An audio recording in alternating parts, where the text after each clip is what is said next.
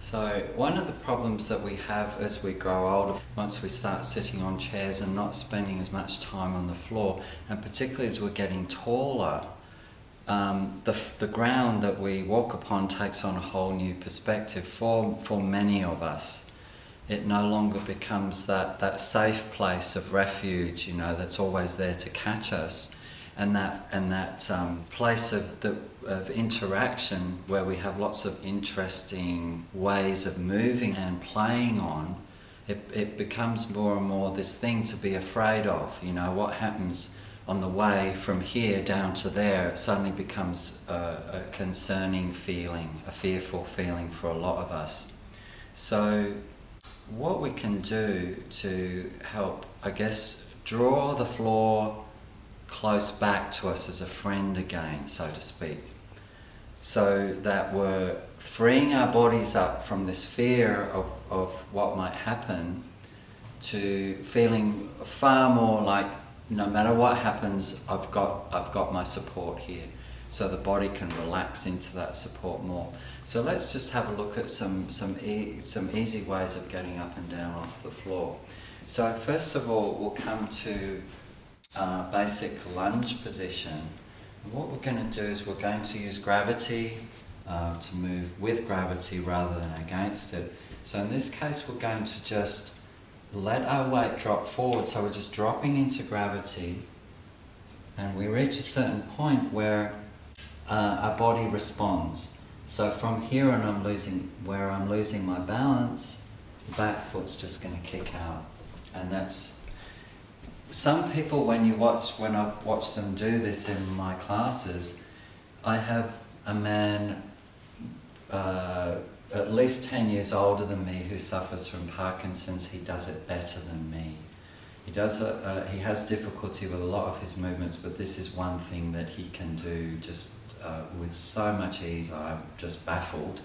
So it's not an age-related thing, this thing of, the floor is scarier the older I get, and I'm injured or whatever, or I have nervous problems. I mean, he's a classic example of that not being the case for him.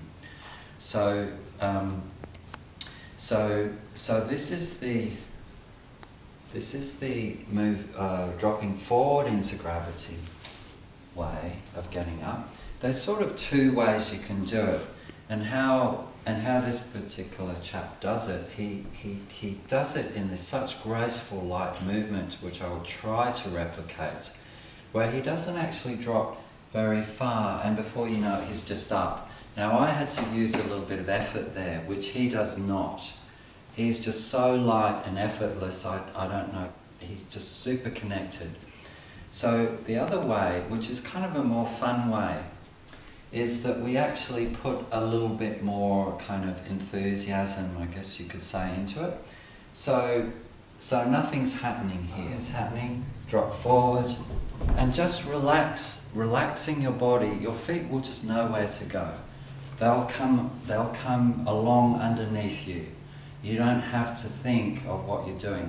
In fact, the less you think and relax, your body knows exactly how to preserve itself. So the next version of coming up from a lunge position is falling back. So from here, we lean back until our body starts to register a little bit of danger here, and look what happens. So I lean back to here, and before I know it, my body has flicked myself out.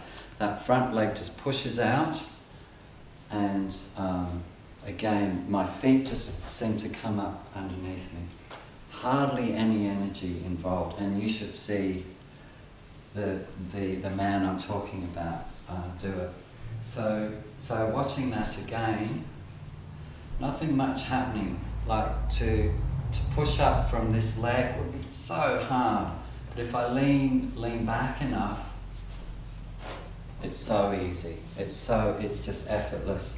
Now, strangely enough, you'd think that getting up, shifting that weight up would be harder than getting down. But when you get down, certainly in using that lunge position, you hit a point about here where it feels kind of okay, but to drop that last 12 inches, oh man. So let's try something a little bit different. There's 2 positions that we can get down in. Let's do the lunge position, things we're lunging at the moment. So we come down to that point where things get difficult, and we just turn away from that back leg. And we can even come up the same way.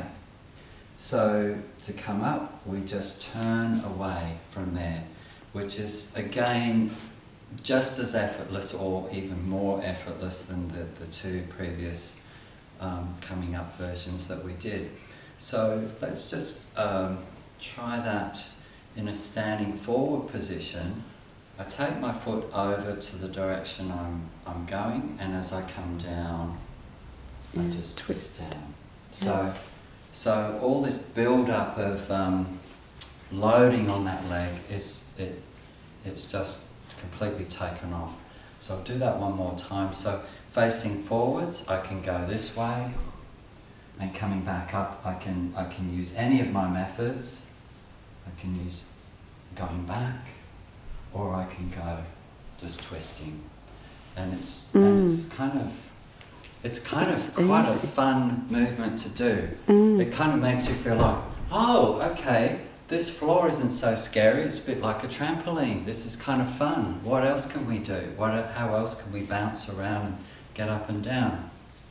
Another way of getting certainly up from the floor, or even coming down, let's just let our body fall down as if our lower back is being supported by a wall, and our upper body is just falling down away from that wall. Now here in this tilted down position, it's quite easy. It's surprisingly easy to just bend the knees. And you know, depending on how far down you can go is another question. You know, some of you may only be able to get to there. But now, even if it's just to here, if you lean forwards a bit, those legs at the back are going to easily straighten up. In fact, their tendency will be to try and straighten up. So this is another method of getting up off the floor. So from a standing position, you can certainly squat down in as many different ways as you like, but let's just roll down for now. And from here, it's very easy to bend those knees. And if we want to come back up, we just take the weight onto the front of our feet. And if that's not enough, we lean a little bit further forwards, and those legs will naturally want to straighten up. And we can get ourselves up from there in any way we like, that using momentum, using the weight of our body to swing us back up, or in any number of different ways. So there'll be further videos on, I guess, this broader subject of regaining our friendship with the ground that we walk on.